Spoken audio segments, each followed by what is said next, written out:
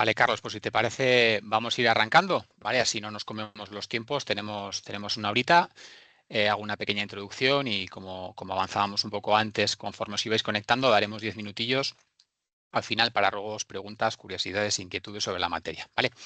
Bueno, pues lo primero, buenos días a todos y a todas. Mi nombre es Javier Aguirre, gerente de la asociación Enradarse, ¿vale? Y, por supuesto, lo primero me gustaría daros la bienvenida al webinar que hemos titulado Descubre todo sobre el pasaporte digital de producto, en este caso de la mano de Carlos León, experto en la materia. El PDP, pues no deja de ser un nuevo requisito, pero más allá de todo eso, es una respuesta a una demanda clara de más transparencia, más trazabilidad y, en definitiva, más sostenibilidad. Nace de este reglamento de ecodiseño para productos sostenibles y podríamos decir que es un registro electrónico de datos sobre el ciclo de vida de un producto. Es decir, no es una simple etiqueta o un simple PDF, es un sistema de información estructurado y dinámico, ¿vale? ¿Lo podemos ver como un desafío? Que lo es, sí, pero os invito y os animo a que lo veamos como una oportunidad de innovar, ¿vale? De fortalecer esa confianza con clientes y sociedad, ¿vale? Y como os decía, para guiarnos en este camino, pues tenemos la verdad que, y lo digo de verdad, Carlos, el gran privilegio de contar con un experto en la materia, que me consta porque nos conocemos hace años. Carlos León, buenos días, socio de Sustain, que también es socia de la asociación, como digo, y que nos va a detallar, por un lado, qué es esto del pasaporte digital y quizás aún más importante, cómo podemos adaptar pues, nuestras empresas con éxito a estos requisitos, ¿vale? Así que nada, Carlos, sin más dilación, todo para ti. Vale, muchas gracias Javier por este huequito y esta oportunidad de seguir contando cosas, en este caso sobre el pasaporte digital de producto, que es una de las últimas tendencias legislativas, ¿no?, que ha aparecido recientemente y que poco a poco pues, irá afectando a las empresas y bueno, veíamos un poco interesante contar un poco cuál es qué es, definirlo, describirlo, cuáles son las problemáticas, cuál es el estado de la implementación y también dar un poco pistas sobre proyectos y referencias y un poco cómo se puede empezar a vigilar un poco todo esto, ¿no? Gracias por lo de experto, porque en pasaporte digital de producto, como todavía no está vigente, aunque hay algunas iniciativas interesantes, pues bueno, vamos estudiando y trabajando en algún proyecto relacionado, tratando de aportar un poco nuestra experiencia economía circular y sostenibilidad, ¿no? Nosotros somos una consultora de economía circular y sostenibilidad que nacimos en 2014 y desde ese momento estamos tratando de ayudar a las empresas y administraciones públicas, en algún caso, a implementar principios de sostenibilidad y economía circular en sus actividades, ¿no? Entonces, durante el día de hoy os queríamos contar un poco, primero hacer un análisis de contexto y decir por qué estamos hablando de esto, ¿no? Aunque Javier ya lo ha introducido un poco en el sentido de dónde viene y las oportunidades que puede dar a las empresas y un poco el webinar va pensado un poco en pymes, ¿no? En pequeñas y medianas empresas que van a tener que adaptarse a todo esto y ver un poco y empezar a vigilar cómo nos podemos adaptar, ¿no? Veremos qué es el objetivo, el propósito del pasaporte digital de producto, veremos, como decía, el estado de implementación, las incertidumbres que todavía existen. Bueno, aportaremos un poco las oportunidades que desde nuestro punto de vista se abren para las pymes sobre todo y al final algunos proyectos y referencias interesantes de proyectos o herramientas o plataformas que están desarrollándose en los últimos años, ¿no? Si necesitáis algo en algún momento podéis interrumpir, pero también tendremos al final unos 10 minutitos para dudas, preguntas o todo lo que os pueda surgir, ¿vale? Entonces, inicialmente, por qué vamos a tener que adaptar nuestra empresa, ¿no?, a la implementación del pasaporte digital? Un poco analizar de dónde venimos y por qué estamos hablando de esto, ¿no? Eh, Seguramente todos y todas sabréis que existe un Pacto Verde Europeo que se publicó en 2019 con un objetivo fundamental de que la Unión Europea sea climáticamente neutra en 2050. Esto significa trabajar en reducir las emisiones de efecto invernadero y fundamentalmente, bueno, al final la huella de carbono.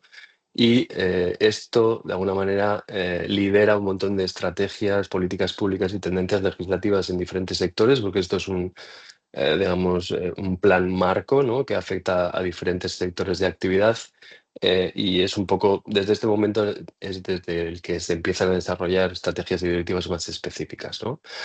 Recientemente este año se aprobó el plan industrial, el Clean Industrial Deal, que de alguna manera es un poco para reforzar la competitividad y la descarbonización de las empresas, está fundamentalmente orientado a las empresas y un poco estos son los programas o marcos generales que lideran y desarrollan directivas, legislaciones o regulaciones más específicas, ¿no? Como decía, este Pacto Verde Europeo afecta a diferentes sectores de actividad, desde la protección del medio ambiente en los océanos, agricultura, industria, acción climática, energía y movilidad. Por lo tanto, un poco el mismo foco, el mismo objetivo a 2050, digamos, establece diferentes actividades, iniciativas, instrumentos de financiación, tendencias, directivas y regulaciones en todos los sectores, ¿no? Podrán afectar a algunos sectores de una manera y otros a otro, pero al final el foco y el objetivo es el mismo para todos, ¿no?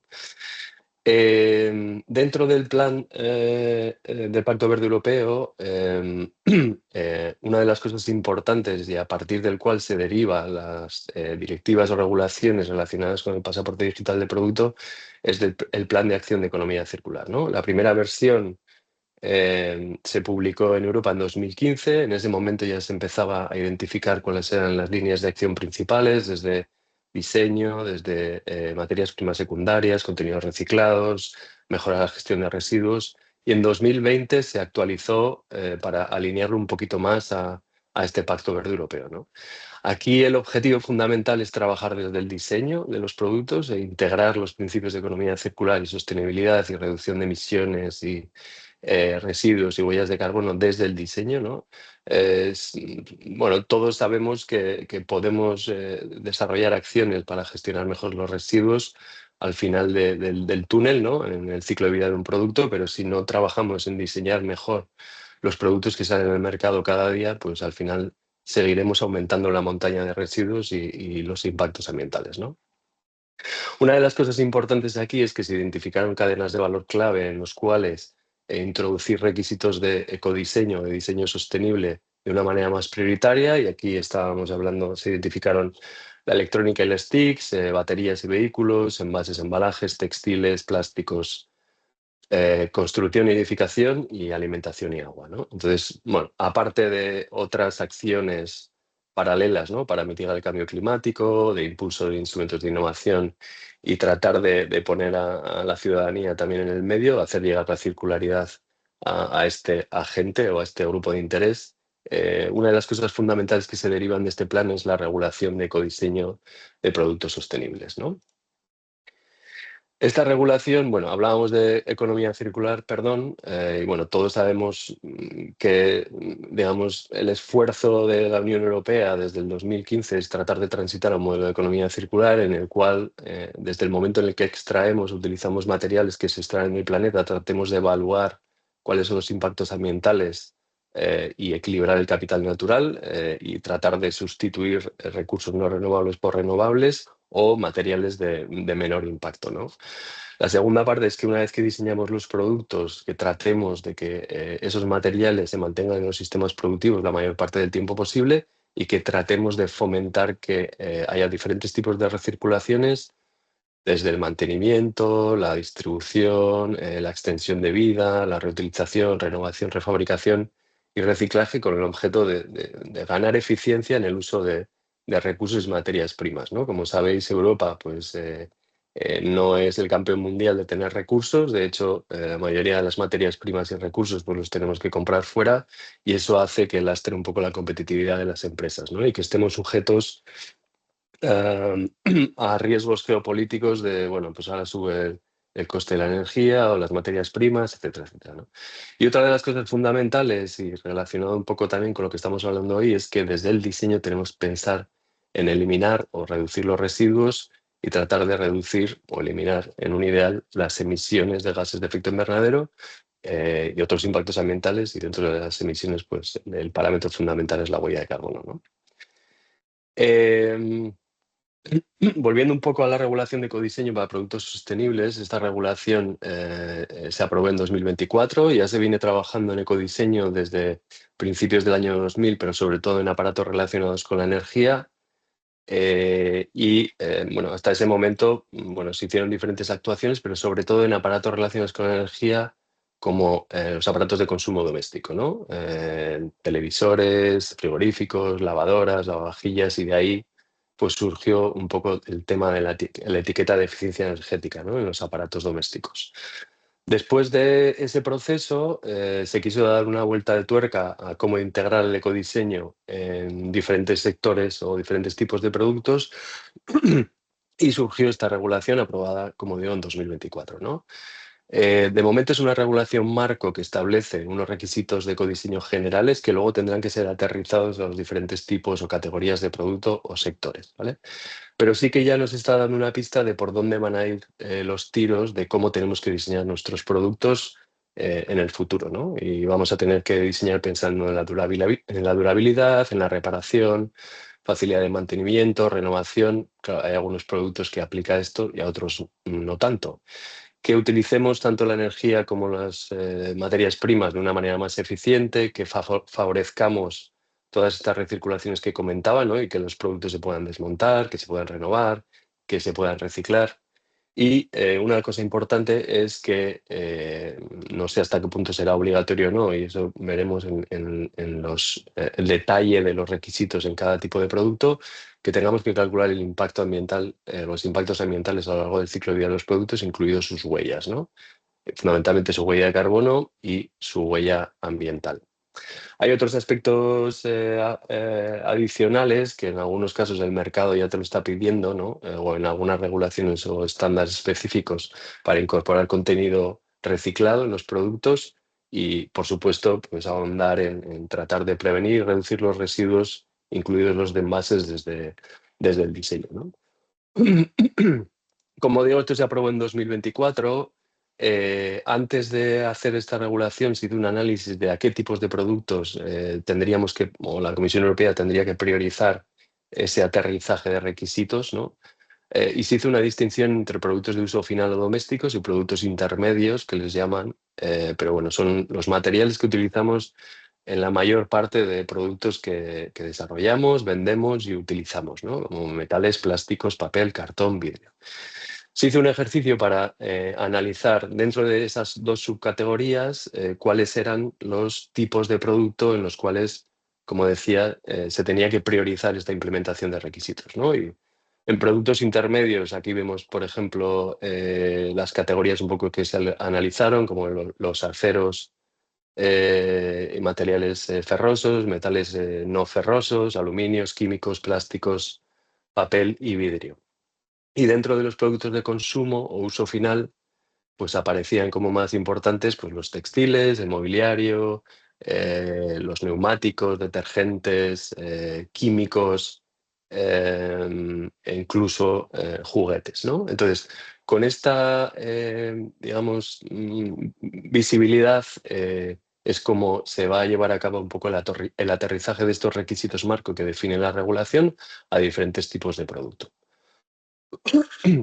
Una cosa que aparece aquí por primera vez así a nivel de una regulación marco es el concepto de pasaporte digital de producto, que se deberá aterrizar de la misma manera que se aterrizan otros requisitos a los diferentes tipos de productos, ¿no? Pero aquí en esta regulación es ya donde se menciona un poco este concepto para tratar de tener información de impactos ambientales de los productos que se comercializan y se consumen y para ayudar a diferentes agentes de la cadena de valor y también a los consumidores a tomar decisiones conscientes, ¿no?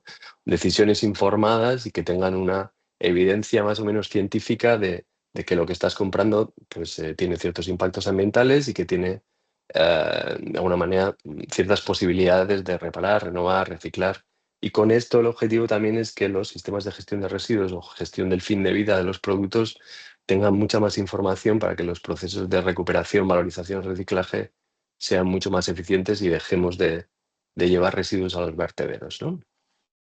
Bueno, imaginaros, así hablando sencillo, que En nuestro ordenador tenemos un código QR al cual le pinchamos con nuestro móvil y podemos acceder a un montón de información, ¿no? De transparencia, de procedencia de las materias primas, de dónde se ha fabricado, de la reciclabilidad, del contenido reciclado, de los impactos ambientales, de la huella de carbono. Ese es un poco el objetivo, ¿no? El objetivo es que se tenga esa información en diferentes grupos de interés de la cadena de valor e incluso los consumidores, ¿no? Entonces, para hacer todo esto, digamos, hay que desarrollar muchas cosas, ¿no? Hay que desarrollar infraestructuras, hay que capacitar a las empresas y las pymes para que puedan ir primero identificando y midiendo estos datos, para que haya procesos de verificación y para que los puedan compartir de una manera segura y accesible, ¿no?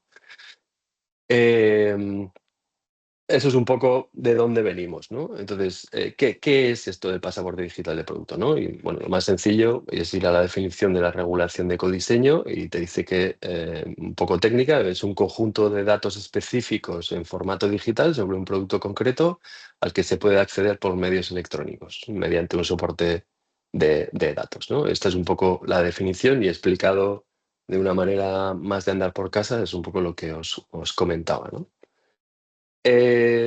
¿Cuál es el objeto y el propósito? Javier un poco comentaba esto también, pero digamos que primero que se establezca el pasaporte digital de producto como un requisito para comercializar productos en la Unión Europea, para mejorar el flujo de información, tener información tanto ambiental como de otra índole como procedencia y transparencia, y que tengamos esa información a lo largo de todo el ciclo de vida de su producto y de toda la cadena de valor. De la misma manera que cuando se incluyó el marcado CE como requisito para comercializar o importar productos en la Unión Europea, ¿no?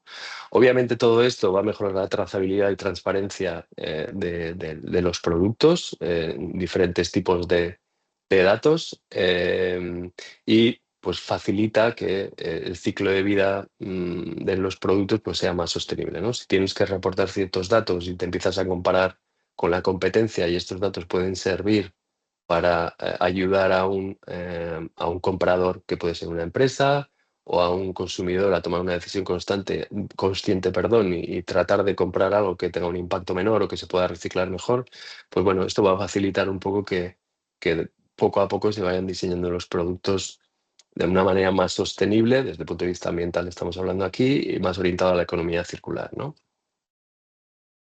Em, Bueno, fundamentalmente estamos hablando de todo el rato, ¿no? Estoy hablando del ciclo de vida, ¿no? Y de recopilar información a lo largo de todo el ciclo de vida, ¿no? Luego hay que almacenarlo digitalmente y, por supuesto, hay que proveer o suministrar datos fáciles, que sean accesibles, que sean entendibles y que puedan estar verificados en cualquier punto del viaje de ese producto, ¿no? Entonces, cada uno de los agentes de la cadena de valor a lo largo del ciclo de vida de un producto, pues tendrá que incorporar información, ¿no?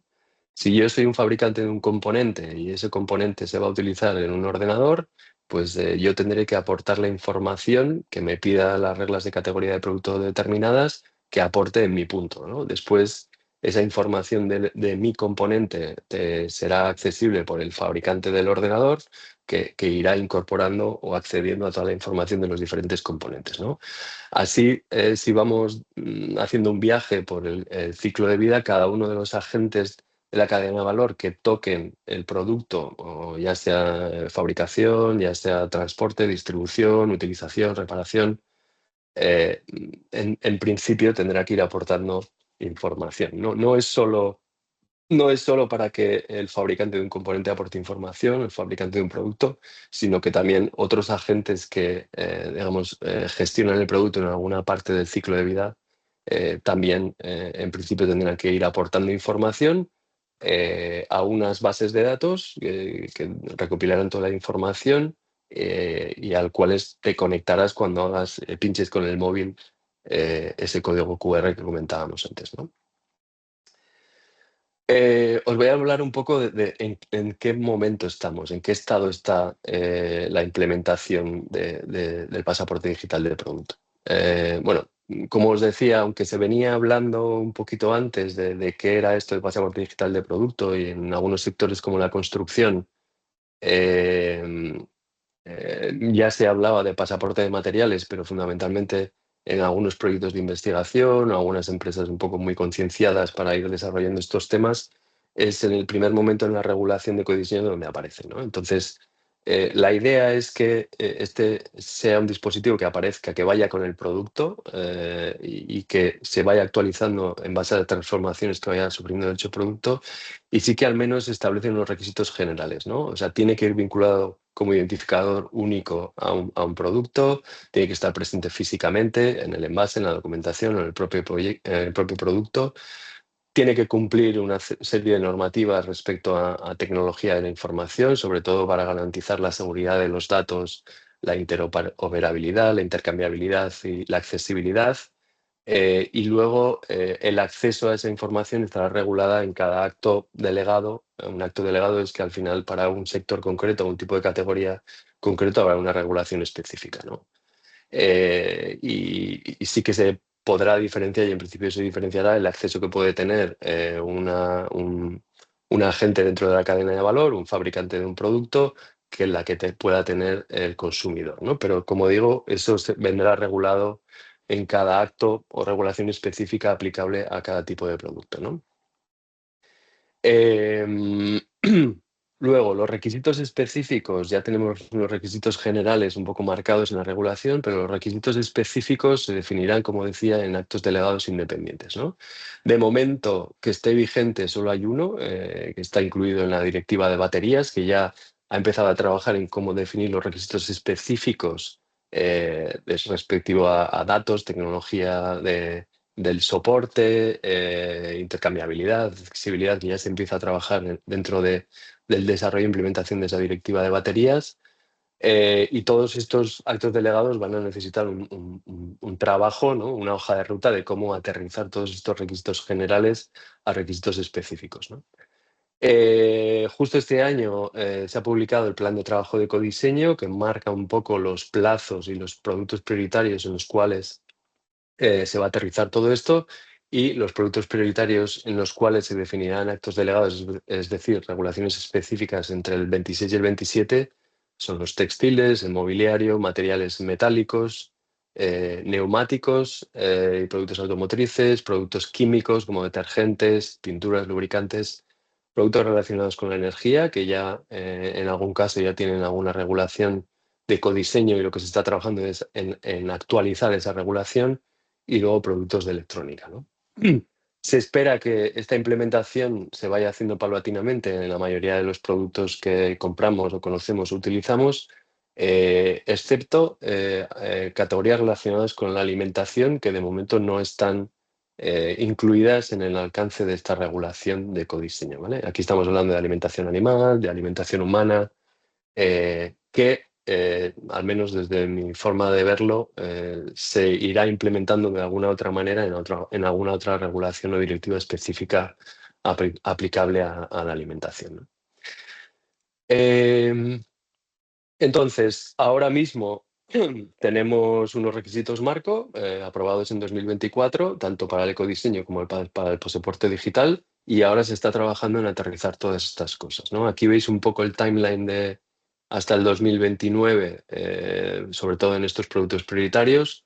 En 2024 se desarrolló el reglamento de productos de la construcción, que ya de alguna manera es un poco análoga a la regulación de ecodiseño, y a partir del 2025 pues ya se está trabajando en cómo implementar estos requisitos generales a los juguetes, a aceros y elementos ferrosos, a detergentes, el pasaporte de la batería, que ya hay una directiva, pero de alguna manera en 2027 es cuando entra en vigor un poco los requisitos que se especifiquen, y poco a poco pues se van a ir implementando, como decía, pues en los textiles, en los neumáticos, en los aluminios, unido a una otra regulación, ¿no? Hasta mobiliarios, eh, componentes que tengan imanes permanentes, e incluso al final colchones, ¿no? Y cementos, ¿no? Entonces, bueno, este es un poco el horizonte que conocemos ahora mismo. No significa que si no estamos en este horizonte, que nos olvidemos, porque quizás, aunque desarrollemos una máquina o un producto que puede ser un material y no estemos dentro de estas categorías, quizá nuestros clientes pues, nos puedan empezar a preguntar ciertas cosas, ¿no? Sí que siempre hay que ver el caso específico de una empresa respecto a los productos y servicios que desarrolla y los tipos de clientes que tiene, si están obligados a demandar información sobre todo esto, ¿no? Pero sí que es cierto que aunque no tengan obligación los clientes, y a mí no me toca y a mis clientes igual no tienen obligación de pedirte información sobre el pasaporte digital, seguramente te empiecen a pedir datos de impactos ambientales porque ellos tienen que reportar su huella de carbono en alcance 3 o tienen que desarrollar una INF o una memoria de sostenibilidad, ¿no? Cumpliendo la legislación en la que tienen que reportar qué están haciendo con su cadena de suministro para contribuir a la transición a la economía circular, por ejemplo, ¿no? Dicho esto, las incertidumbres que todavía hay muchas incertidumbres porque como veis tenemos unos requisitos generales a nivel marco, pero luego hay que aterrizarlo en cada tipo de productos y cada uno de los tipos de productos pues, tiene sus particularidades respecto a tipos de materiales que utilizan, a tipos de impactos, etcétera. Entonces, hasta que no tengamos las regulaciones específicas en cada uno de los tipos de producto, pues vamos a tener ciertas incertidumbres, ¿no? Respecto a industrias y grupos de productos, bueno, pues ya vemos un poco que en este plan de trabajo 25-30 ya se están priorizando ciertos tipos de productos y por qué es se ha hecho una identificación inicial de la priorización relativa a los impactos que generan. También hay incertidumbres relativos al tamaño de la empresa. Esto aplicarse a todo tipo de empresa, a las grandes, a las medianas, a las pequeñas, en diferentes escalas, en diferentes tiempos.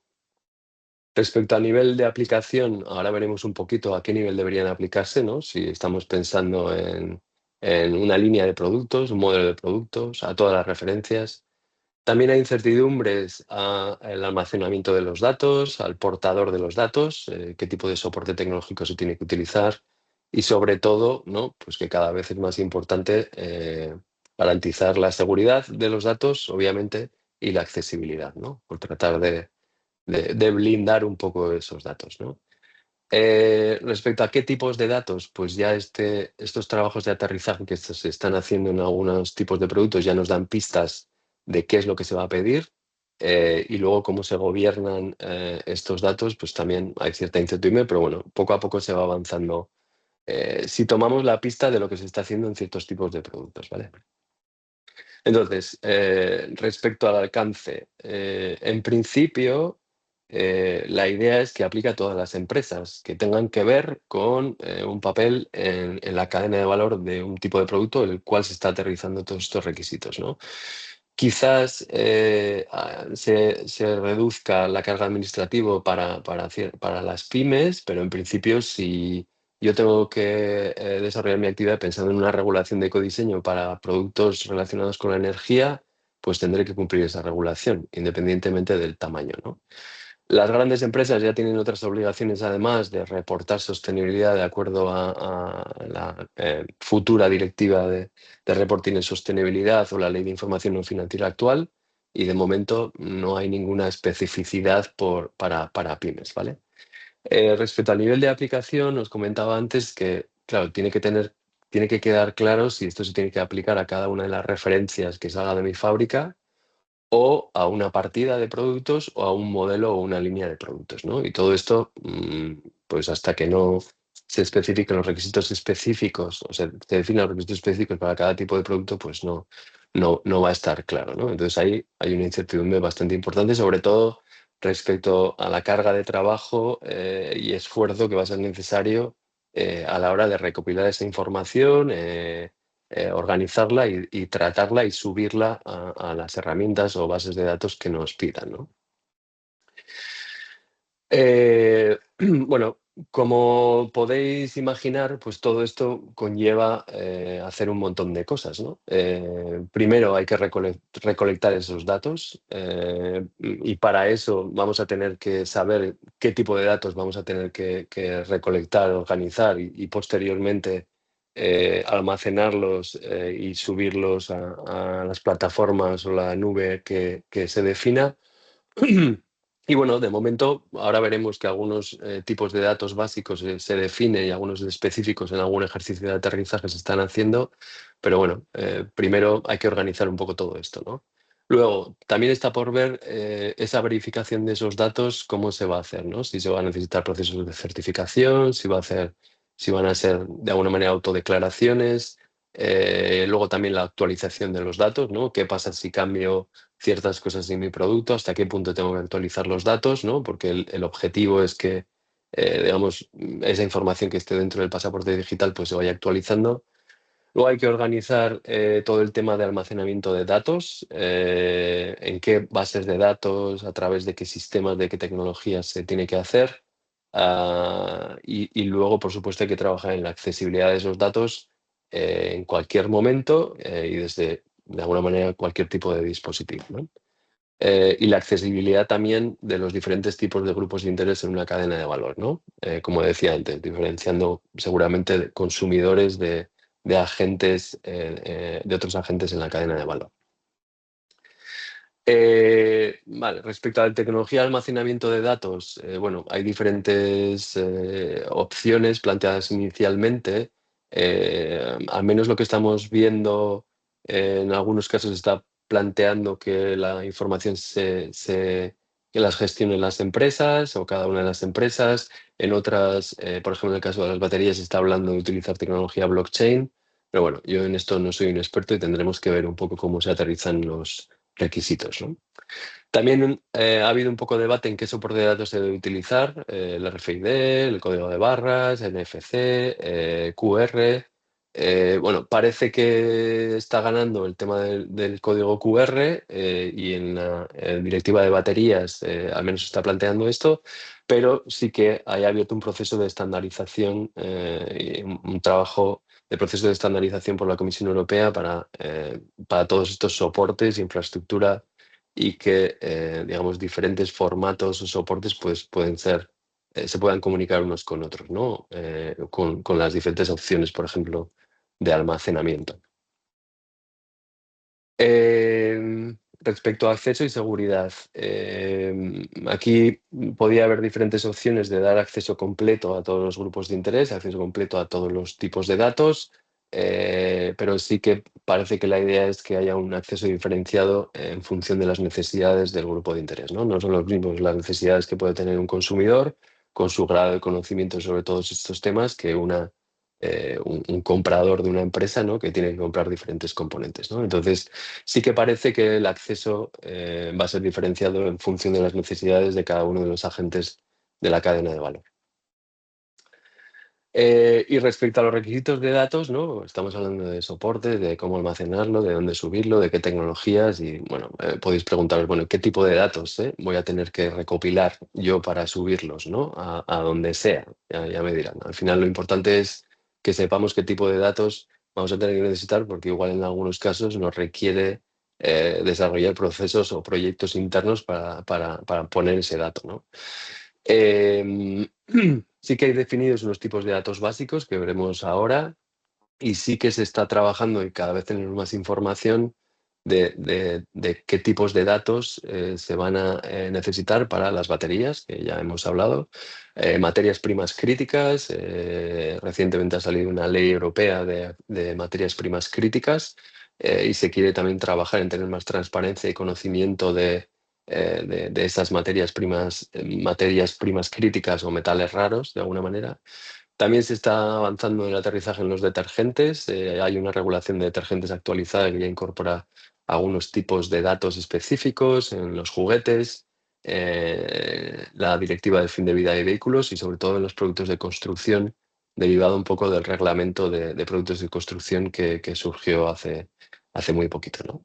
Por ejemplo, en los productos de construcción, pues, en relación a datos de impactos ambientales y ciclo de vida, pues parece claro que se va a tener que aportar información sobre reciclabilidad de materiales, eficiencia de recursos y huella de carbono, ¿no? La huella de carbono tiene pinta de que vaya a ser un dato que haya que reportar en prácticamente todos los tipos de productos, ¿no? Y un poco alineado a este marco general del Pacto Verde Europeo que os contaba, y del plan industrial y del plan de acción de economía circular y la regulación de ecodiseño.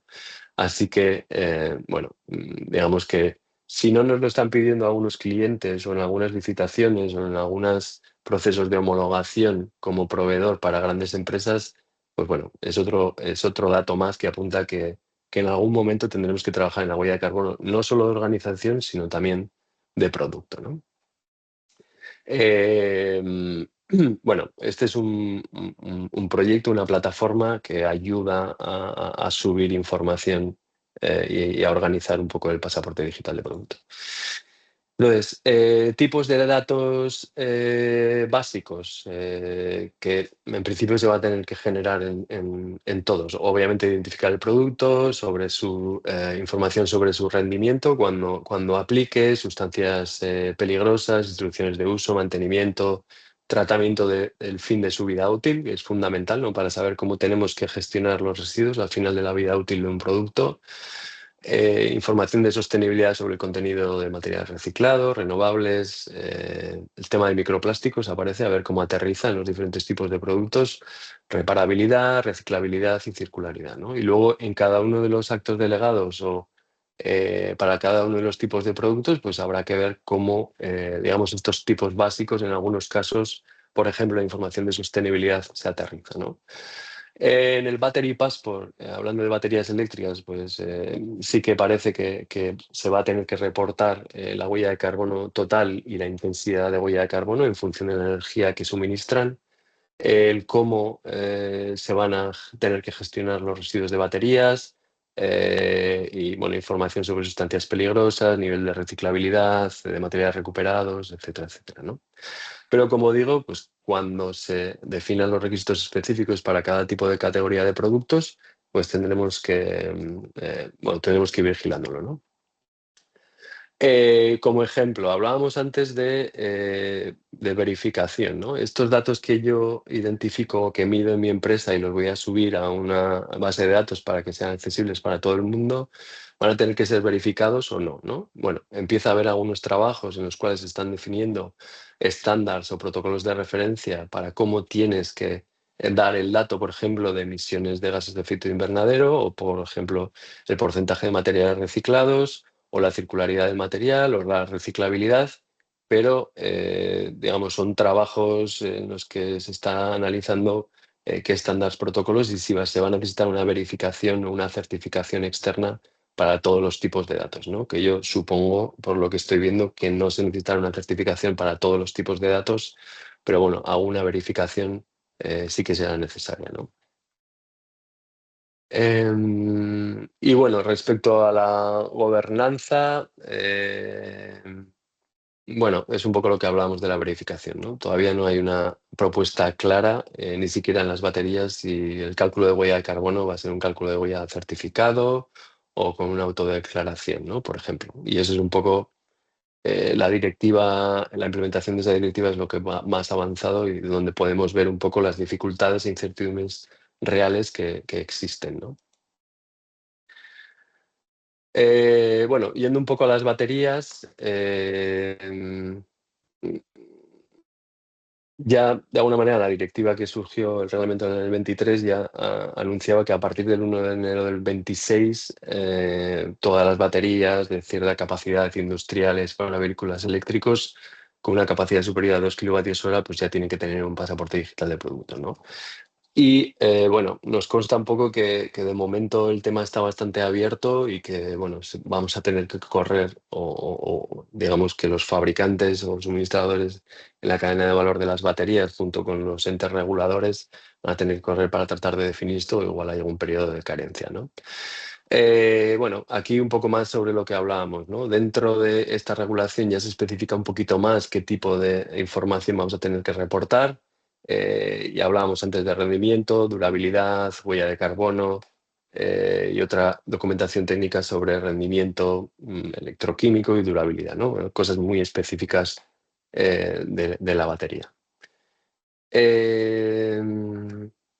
Bueno, También se define aquí en este caso cuál es información restringida solo accesible a operadores económicos, o sea, fabricantes de producto reelaborado, operadores de segunda vida, recicladores, en las cuales sí que tendrán acceso a, por ejemplo, composición detallada de la batería, ¿no? Esto en algunos casos es sensible en saber qué tipo de materiales van en el cátodo, en el ánodo, en el electrolito y, bueno, en principio eso se quiere restringir. Y luego también información sobre el despiece, ¿no? Ahora mismo, bueno, parece que ha habido un retraso ya que una implementación para febrero del 27, para que todas las baterías tengan implementado esto. Parece que se asume que se va a utilizar tecnología blockchain, pero bueno, sigue habiendo incertidumbres en la verificación de datos y en la interoperabilidad entre pasaportes o diferentes soportes de datos, ¿no? Porque al final, a la vez que se ha ido desarrollando esta regulación, están surgiendo diferentes plataformas que te van a ayudar a gestionar estos pasaportes digitales de producto y estos datos con diferentes tecnologías y al final pues tenemos que ser capaces de que las diferentes plataformas, los tipos de soporte se comuniquen unos con otros, ¿no? Respecto a oportunidades, bueno, esto ya es un poco de nuestra cosecha, algunas yo creo que son evidentes, ¿no? Esto sí que nos da pie a que las buenas prácticas en las que estemos trabajando para reducir impactos ambientales y huella de carbono en nuestra participación en el producto, pues se pueda mostrar y de una manera accesible y por todo el mundo, ¿no? Y que de alguna manera, pues aquellas claims de sostenibilidad o mensajes que utilicemos pues estén soportados por ciertas evidencias, ¿no? Bueno, en algunos casos, en aquellos clientes que valoren esto, pues nos puede ayudar a mejorar la satisfacción del cliente y a conseguir un mayor compromiso.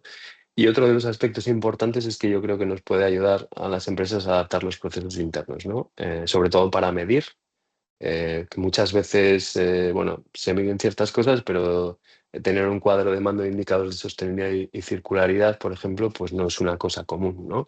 Entonces, si tenemos que medir ciertos consumos de recursos, por ejemplo, para luego pues, procesarlos y calcular una huella de carbono, pues eso nos va a obligar a que nuestros procesos internos de recopilación y gestión del dato pues cambien, ¿no? Nos va a ayudar a que nos metamos en el mundo del cálculo de los impactos ambientales y de la huella de carbono e incluso, si es necesario, en la certificación, ¿no? Para esto también va avanzando, digamos, el estado del arte y cada vez hay más herramientas que puedes utilizar para calcular las huellas de carbono de productos. Cada vez son más friendly, digamos. Así que, bueno, todo esto está empujando a que sea más sencillo para las pymes hacer este tipo de cálculos o medir este tipo de cosas, ¿no? Otro tipo de oportunidades, bueno, digitalizar los procesos, ¿no? Aquí estamos hablando de digitalización, pero también estamos hablando de sostenibilidad. Entonces, bueno, tenemos que, digamos, combinar los dos mundos, ¿no? Sí que es una oportunidad para incorporar estos principios de economía circular, sostenibilidad, indicadores y cálculos de impactos ambientales en nuestros procesos de diseño e incluso, bueno, pues desarrollar para que pueda tener más recursos, modelos digitales que nos incluya hacer simulaciones, ¿no? En los procesos de fabricación, la implementación de softwares que de alguna manera te miden el rendimiento de los procesos de ejecución, software tipo MES, incluyendo una capa de sostenibilidad donde se pueda incorporar indicadores de consumo de recursos, generación de residuos y que después se pueda postprocesar para obtener los impactos ambientales, ¿no? Y desde el punto de vista del uso, pues tener información, tratar de tener información de si mi producto tiene una vida y un uso y un mantenimiento, tratar de tener información para recolectar datos de rendimiento, de consumo de recursos en operación y demás, y tratar de que eso nos ayude a extender la vida de los productos, ¿no? Que eso será un plus.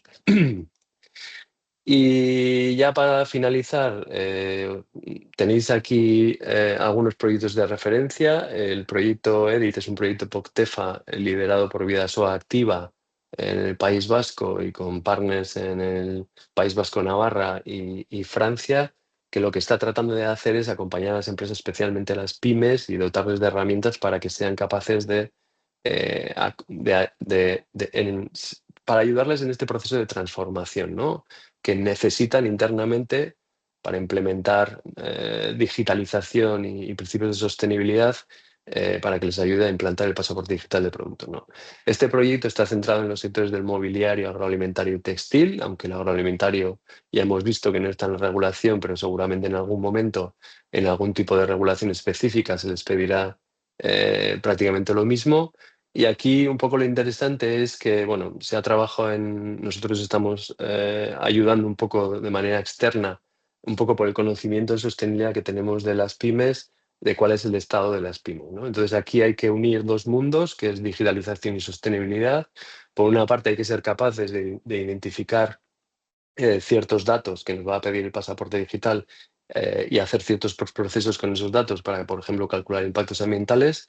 Y también, de alguna manera, pues la empresa tiene que ir incorporando y tiene que ir digitalizando sus procesos, ¿no? Que eso es lo que les va a permitir que todo este proceso pues, sea más automático, más eficiente y sea más operativo, ¿no? Entonces, una cosa importante que se está desarrollando aquí es una matriz que permitirá a las empresas autoevaluar su estado y también definir unos itinerarios específicos en función del estado, ¿no? No es solo que trabajes en sostenibilidad y en digitalización por separado, ¿no? Que esto pasa muchas veces, ¿no? Vamos a hacer un plan de sostenibilidad o vamos a hacer un plan de digitalización o hay unas ayudas para hacer un plan de digitalización o otras para un plan de descarbonización. Bueno, aquí hay que unir un poco los dos mundos y eso, uniendo esos dos mundos y en función del estado de cada pyme, pues de alguna manera dará luz a qué itinerario específico tiene que seguir cada pyme para adaptarse a esta transformación, ¿no?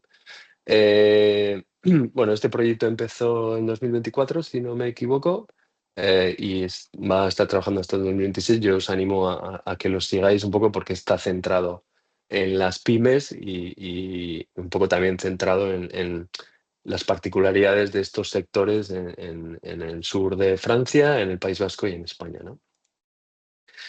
Bueno, otros proyectos de referencia, CIRPAS 1 y 2, que de alguna manera también lo que están haciendo es pues tratar de preparar el terreno, ¿no? En este caso, en los sectores de electrónica, baterías, textil y también el CIRPAS 2 en neumáticos y construcción, y son referencias interesantes para saber si estamos en estos mundos, cómo va avanzando esta implementación, ¿no?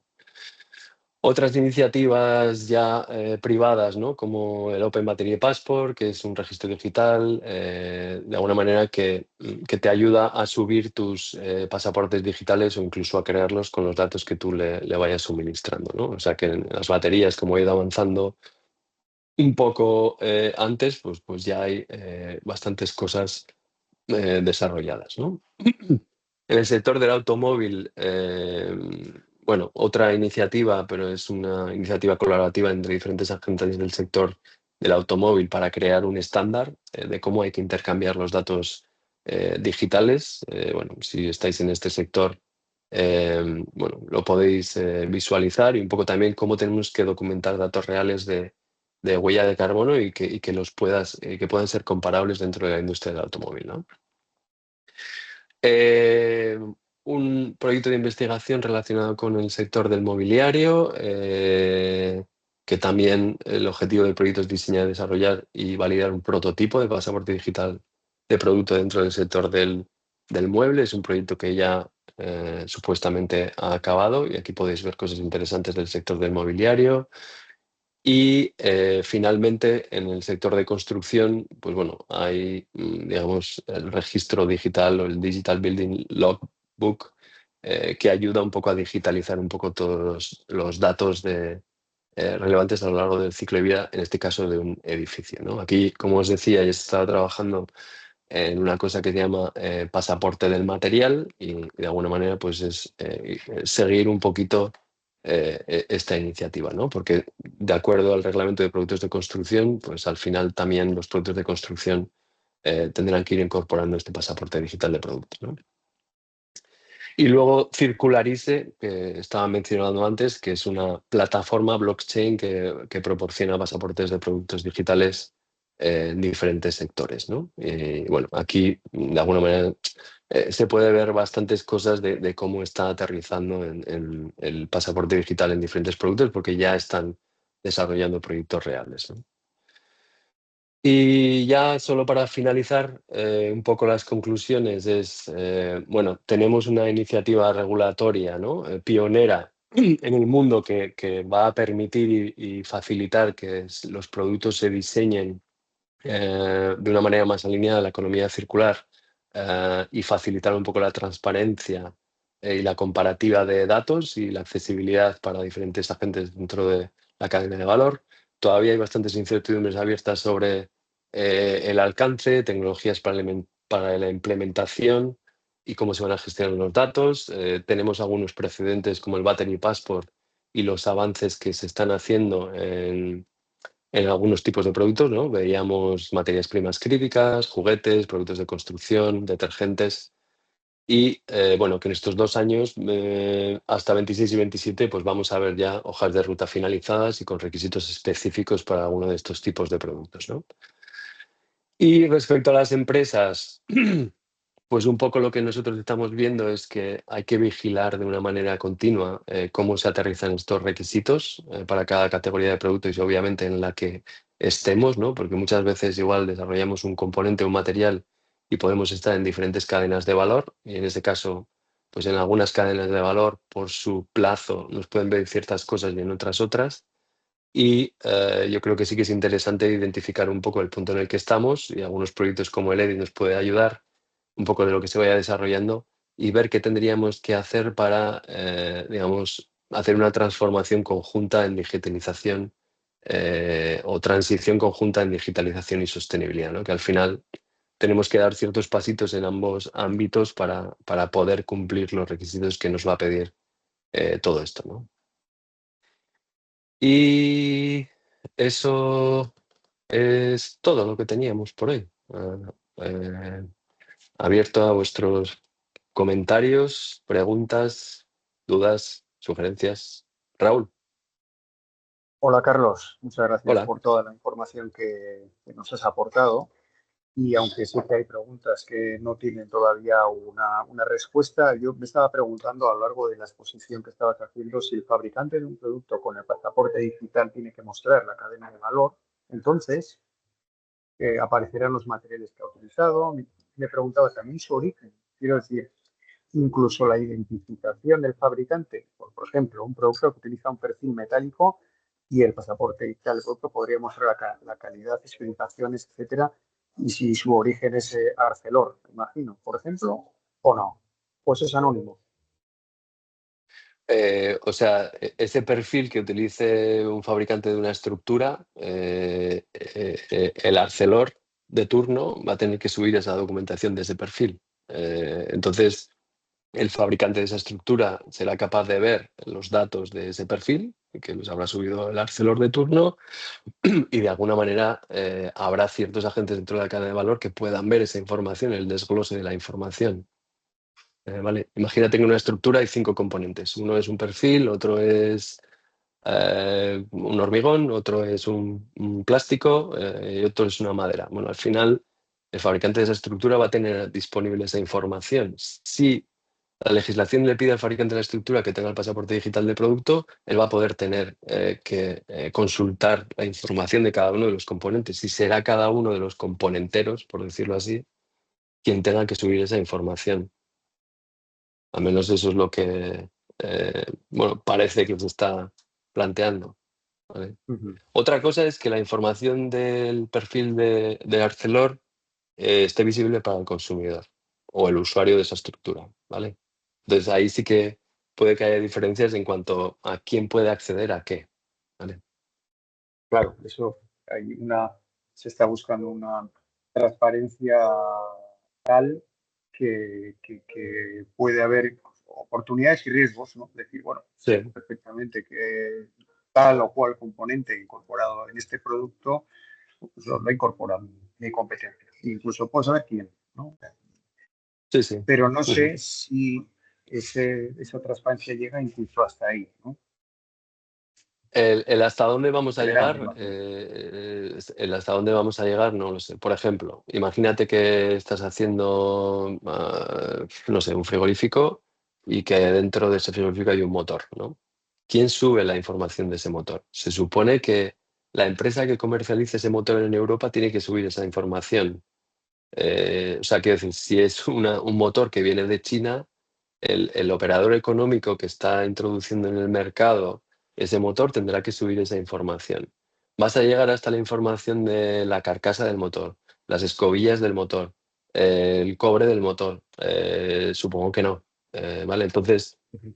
también yo creo que está por ver hasta qué nivel de profundidad llegas, ¿no? Es como cuando calculas la huella de carbono en el alcance 3, hasta dónde llegas, ¿no? Si yo estoy comprando este componente aquí a un distribuidor de aquí o de Barcelona o de Madrid, ¿no? Pero los componentes de ese o las piezas de ese componentes vienen de no sé dónde, ¿no? Entonces, creo que todavía no está claro hasta qué nivel de profundidad o granularidad, que se habla a veces, se va a llegar.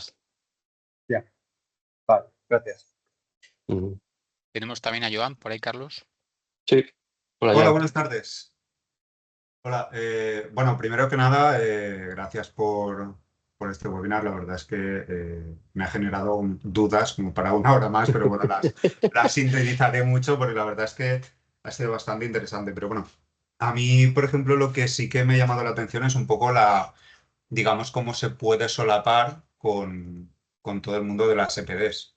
Porque al final sí que es verdad que las EPDs están más en la parte de construcción, o bueno, su mercado prioritario o más extendido es la parte de construcción y digamos que aquí se tendrá que apañar, digamos, un poco entre comillas, toda la parte de Construction Product Rules, pero sí que, bueno, hay otro mercado que no solo de construcción y digamos que es un poco, entre comillas, análogo, si bien esta parte de pasaporte digital de producto, digamos que es la metodología o solución pública viniendo de la Unión Europea y Ujú. las EPDs, al final los operadores son privados.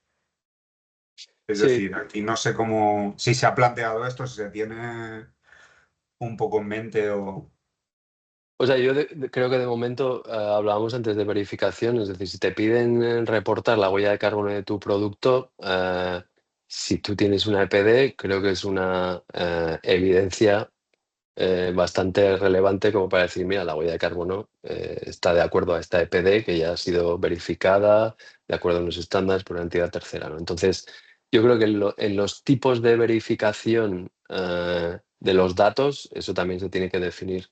Pero vamos, yo entiendo que la EPD, que ya son, digamos, certificaciones del análisis de impactos ambientales, donde puedes sacar los huellas de carbono o una certificación de acuerdo a ISO 14067 o algo parecido, entiendo que eso será útil, ¿no? Y de hecho, bueno, eso sería una evidencia de que esos datos que estás reportando pues ya han sido verificados, ¿no? No tienes que hacer otra verificación. Sí, Entiendo que será así, ¿eh? sí, un poco mi pregunta esta, o sea, ya imaginaba algo así y un poco tenía esta segunda pregunta Mm, de que, claro, dependerá un poco de las normas de producto, ¿no? Porque al final, si van en la misma dirección, sí que, digamos que puede ser más continuista, pero igual sí que puede pasar un poco como con el LCA y la Environmental Footprint, ¿no? Que al final en la parte de cálculo, de métodos de cálculo, hay un poco de divergencia. Entonces, has mm. mencionado también normas de categoría de producto. ¿Se está considerando empezarlas, digamos, entre comillas, desde cero? ¿O se partiría No, un poco de lo que hay no, en base a operadores no, no, EPD?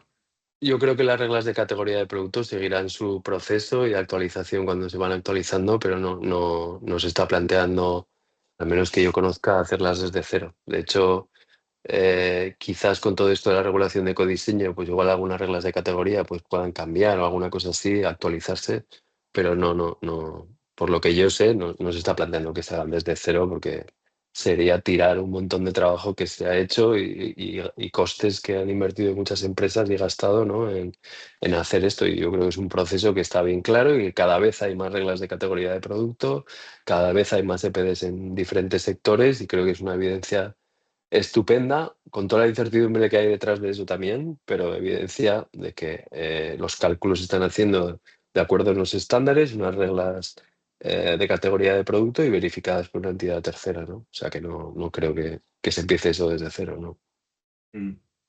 Perfecto. Esto era. Muchas gracias. Gracias.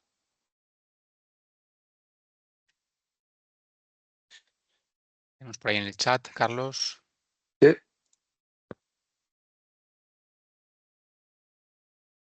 Una pregunta en el chat. Sí, hola Erika, gracias por tu pregunta. Sí, la idea es que a todo el producto que se comercialice en Europa se aplique esto, que sea una especie de como el marca 12. O sea, si quieres importar un producto, obviamente dentro de las categorías que estamos hablando, en Europa debería llevar ese DPP. Y de hecho se habla del operador económico como si sería, supongo, el encargado de importar o comercializar ese producto en Europa, ¿no? Sí.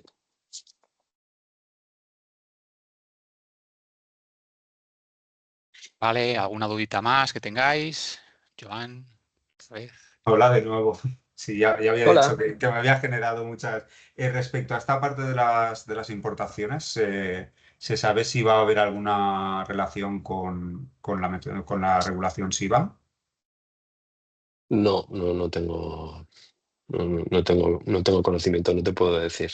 No, Vale, vale, vale, gracias. a ti.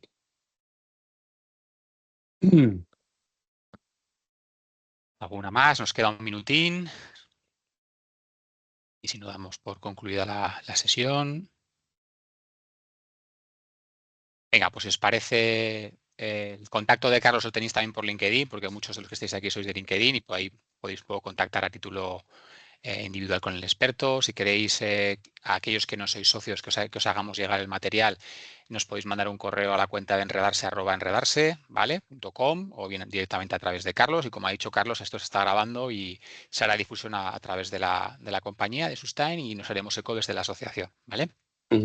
Yo solo un par de avisos al hilo de lo que nos viene a nivel de webinars. Aprovecho que tenemos hoy gente interesada en este tipo de temáticas, ¿vale?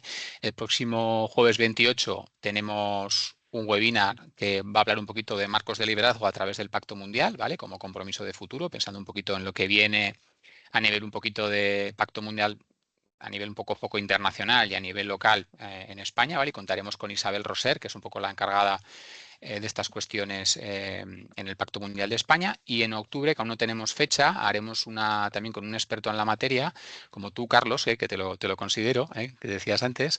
Con otro experto en la materia hablaremos sobre cómo está a día de hoy, en octubre, en concreto, ese paquete de simplificación de la famosa Omnibus de la Unión Europea, ¿vale? En lo relativo a todo lo que tiene que ver con taxonomía, directiva CSRD y todo el tema de la CSDD, de todo lo que tiene que ver con la cadena de valor, ¿vale? Entonces, estas son cositas que iremos publicando en el calendario de actividades de la asociación y nada, agradeceros a todos que hayáis venido. No sé si tenemos por ahí alguna última pregunta que he visto en Team, por ahí un ruidito, o ya damos por cerrado, Carlos, que estaba leyendo. Creo que no, ¿no? Simplemente era un No, agradecimiento. sí, creo que no. No sé, Vale, pues en no de principio, momento. si os parece, quedamos así y nada, y muchas gracias a todos y a todas por estar esta mañanita con nosotros, ¿vale? Gracias, muchas gracias. Chao. Venga, feliz día. Buen día. Igual.